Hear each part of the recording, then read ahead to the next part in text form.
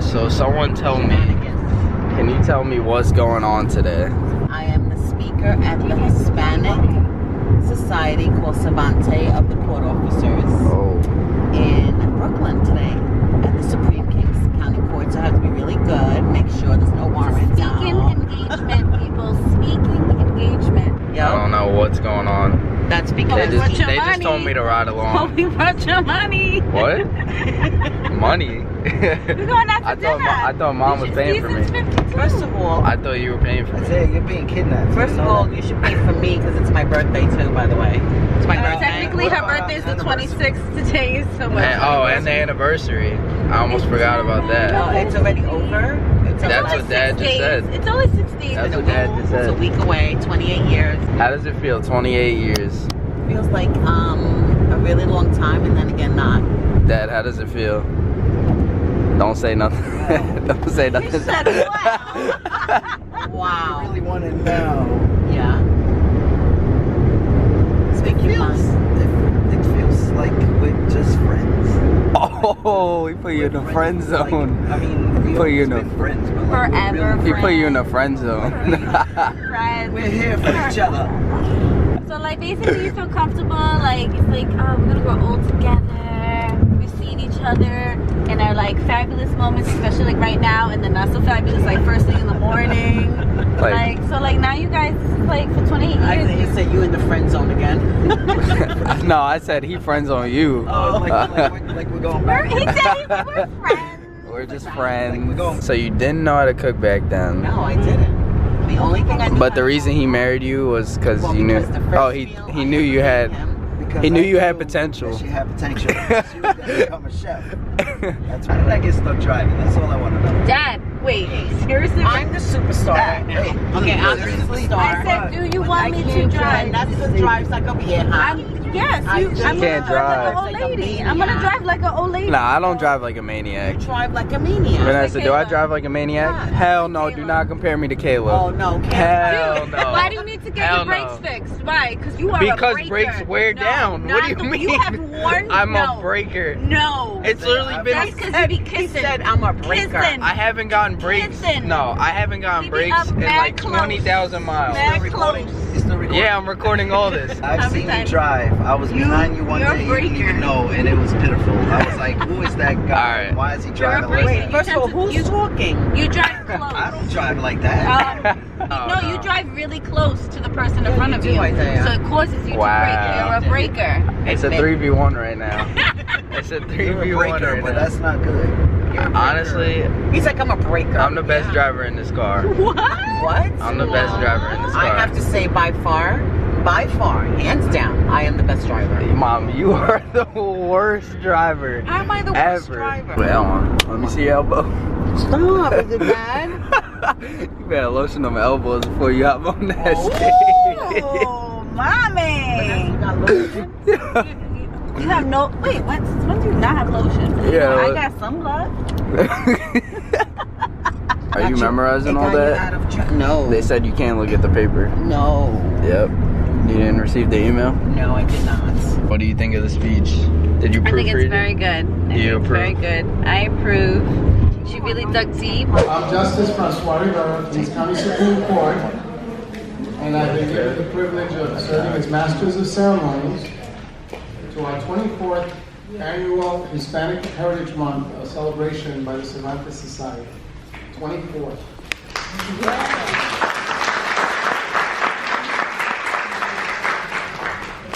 We've all heard the word, you know, I was dating her, I didn't like her, so I chopped her. You heard that before? So chops are something we eat for the pork chops and lamb chops. Chopped is a verb. Getting chopped is not nice. Right?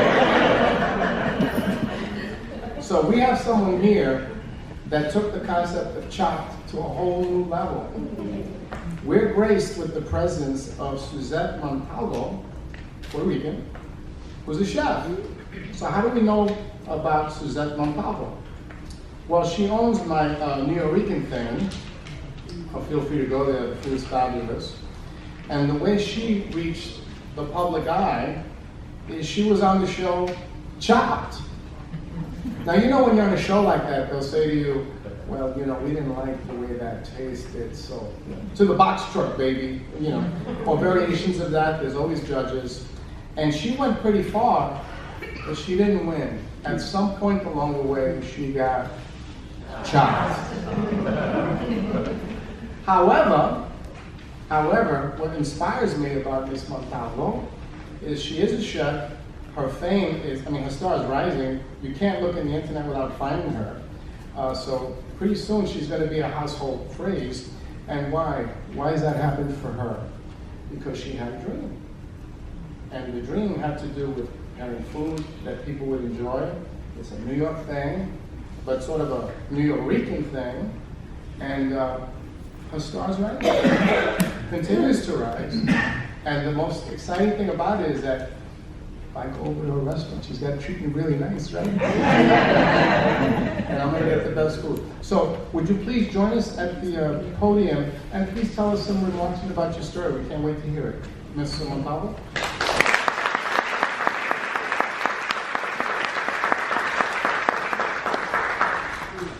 Thank you very much. That made me chuckle. Hi, my name is Suzette Montalvo, and I'm very honored to be here with you today. Thank you to Desvante Hispanic Society for having me. A special thank you to Ed Colon. I had no idea, speaking to him while he visited my food truck one day, that I would be here today. Thank you to Luz. It's been a pleasure meeting you and speaking with you. So when I started to write this speech, I read it to my daughters, you know, my good friends, my husband, and they all said basically, dig deeper. You have a story, girl, tell the story. So, armed with the many comments, I did not read this version to them, so wish me luck. I was born in Spanish Harlem in 1964 to Gladys Pavon and Jose Luis Feliciano. No, not the singer. This may have been a different story. My abuela Demira Gonzalez was born in Caguas, Puerto Rico. And that's where my story really begins. We were thick as thieves. Our days were spent in the kitchen. She loved to cook, and this was the place that stories would be told and laughter was. As a young child, I spent a lot of time with my abuela, and the most vivid memories I have with her shopping a la Marqueta in Spanish Harlem. The sights and smells of this place still make me smile. The live chickens, the pigs, vegetables, the noise. It was also exciting as a child. It was an explosion of sights, sounds, and smells. And inevitably, after those shopping trips, I was always treated to my biragua, cherry, of course. My abuela's love was shown through her cooking. That's where the love goes into it. It's felt when your special favorite meal is prepared. But I want you to understand, I was no cook. I was always in the kitchen, always the helper, but never the cook. I never actually started cooking until I got married. Then I was on the phone with my abuela and mother to show me the way. Although my abuela has passed, I still have my mother, thank goodness, because I'm always on the phone going over recipes. Now, if you're a child of these Puerto Rican mothers, you know, there's no such thing as measurements. Todo es de ojo. Everything's by eye. Or my favorite, when making rice, if the rice spoon stands up straight, you have enough water.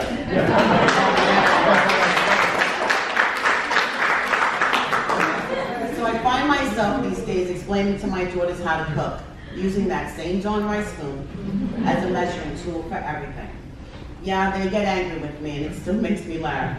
I am now my mother and abuela. I don't know how that happened.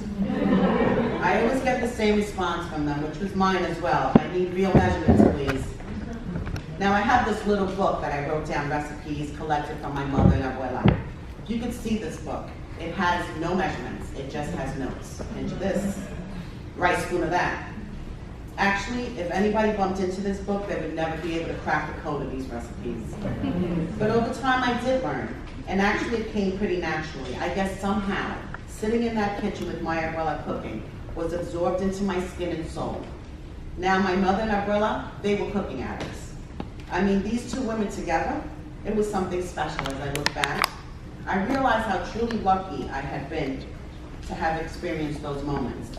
Who else walks in after school, in an apartment, with a pig upside down dripping blood into a bucket? So my mother and abuela could make morcillas. And then proceed to season this full-size pig in my living room to take to my Uncle Jimmy's house upstate to do a pig roast, like they were in a campo in Puerto Rico. I don't even want to know how they got that pig in the elevator without any of my neighbors seeing it. And yes, I did help make those blood sausages, which explains why I can't eat them. Or how Abuela would come home with a live chicken, snap its neck, pluck its feathers, in the kitchen the size of a closet. I mean, she understood organic cooking before it became a thing. She made her sofrito every day. No such thing as making a batch and freezing it. For later, she didn't play that. It was going to be fresh. Just like that fresh killed chicken and that soup. Oh my God, I can taste it right now. And let's not forget the hours spent guardando for pasteles. Back then, before the pasteles machine was around, a lot of blood and skin went into that masa. And these were the times you heard the stories of your life, of your family's past, when you realized your mother, your titis, your tios, they were young. Your abuela was young. I recently spent a day with my mother and my titi Olga and my eldest daughter to make pasteles. Titi Olga tienes unas manos de oro, and I wanted to learn. Magical was the word I had to use. Here I am, trusted with the torch. She even gave me her pasteles machine. It was like she was passing a baton and I had to make her proud. So getting a food truck seems like a natural course of events for me, right? No, not even a thought. Not a dream, not even a passion, really. The idea didn't come right away at all. Now I come from a long line of great cooks, granted. My father's mother, Julia Viscarando, another amazing abuela, great cook. My father and grandfather, great cooks. They actually owned restaurants. So being a chef, I guess it is in my blood. Being an entrepreneur, definitely in my blood. My husband bought a hot dog cart back in the 90s, and I thought he was crazy. Actually, I really wanted no part of it. However, I did make the onions for him, which, by the way, I hated. I told him I don't want to make these onions anymore. I'm tired of this house smelling like onions. I'm smelling like onions. He looked at me like I had lost my mind. And he said, Buki, everybody loves your onions. You got to make the onions. So yes, I did keep making those darn onions. Now, my husband and I have always tried something new. We even own a consignment shop. And I want you to know he's the adventurous one in this relationship. He's always looking for a side hustle, as most Boricuas are. He's willing to try anything once, thank goodness for that, because over the years, that has given me the same adventurous spirit. So true to form, my husband, the side hustle extraordinaire, wanted to sell coquito a la marqueta. They were having a holiday fest. Now, we don't have a liquor license, but I was toying with the idea of selling coquito as a mix, like a margarita mix, like a pina colada mix. I had big dreams. So he thought this was a huge risk. But I thought, if I could impress and win over Puerto Ricans in Spanish Harlem, in their hood, selling coquito as a mix, no rum, which could be considered a sin by most Puerto Ricans, then we had something. Well, we sold out every single weekend, and it was amazing. So our business, Drink Coquito, was born. We started doing street fairs, farmers markets on the weekends. My line expanded to sofrito, homemade adobo, sazon.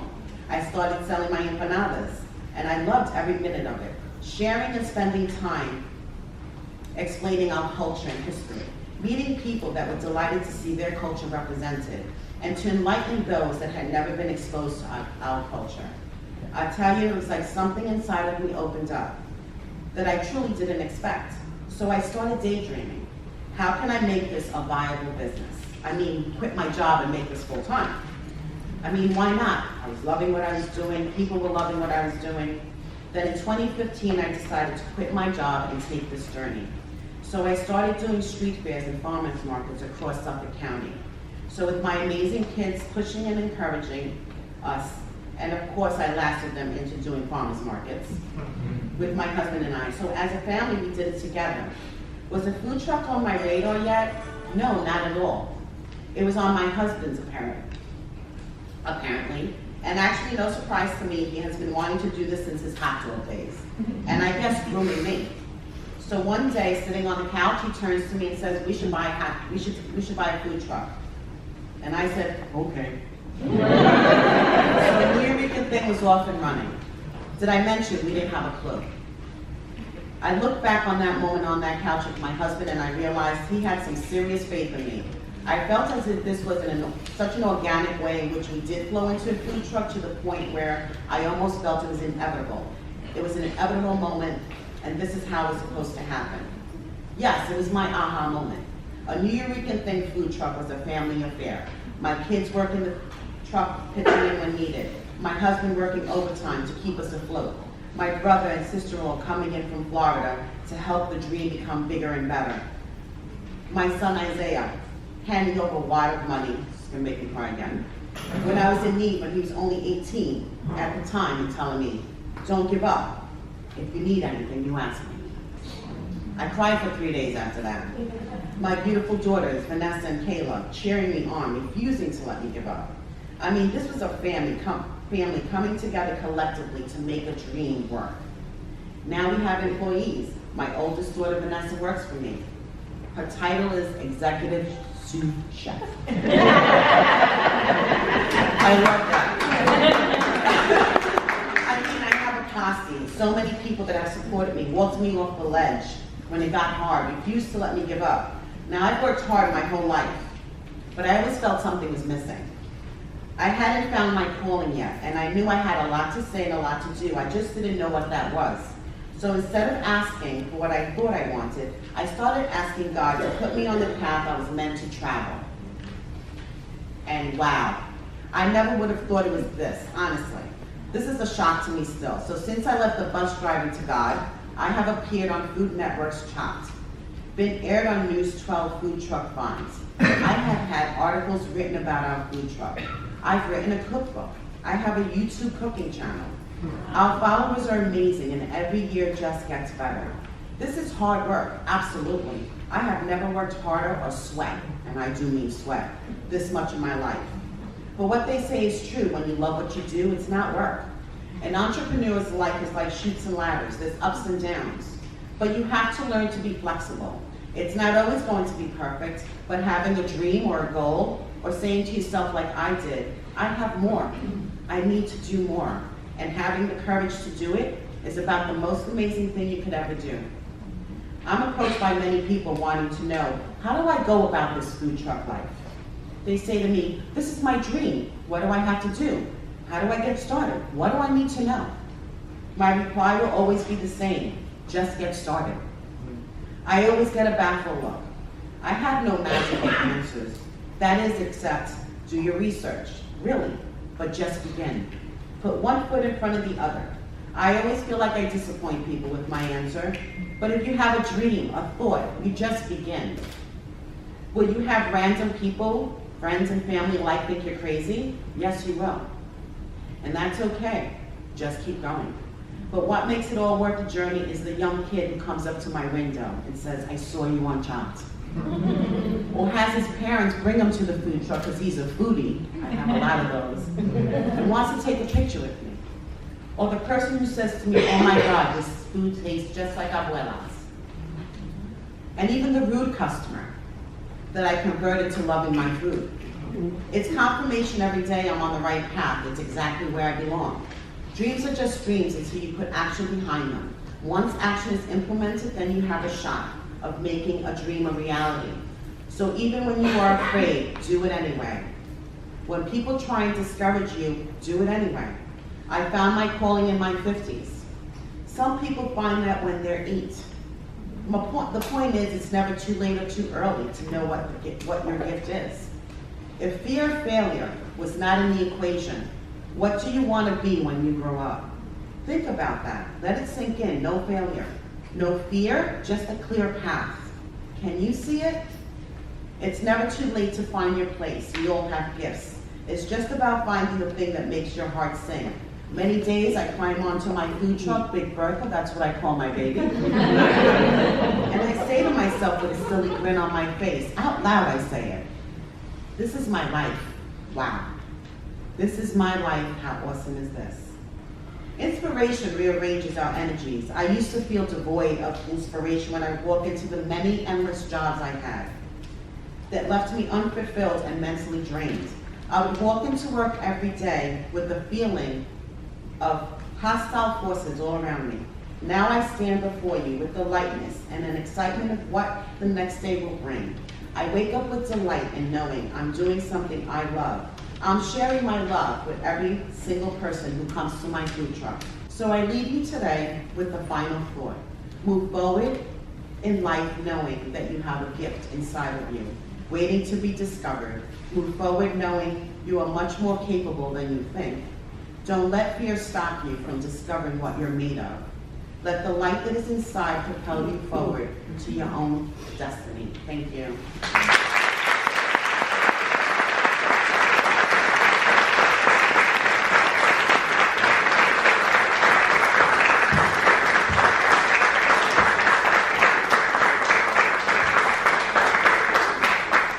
That was extraordinary, wasn't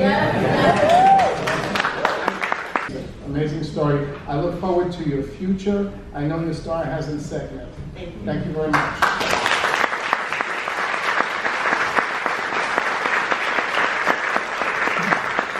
All right, so we're closing out the video. Okay. So, did that go better than you expected?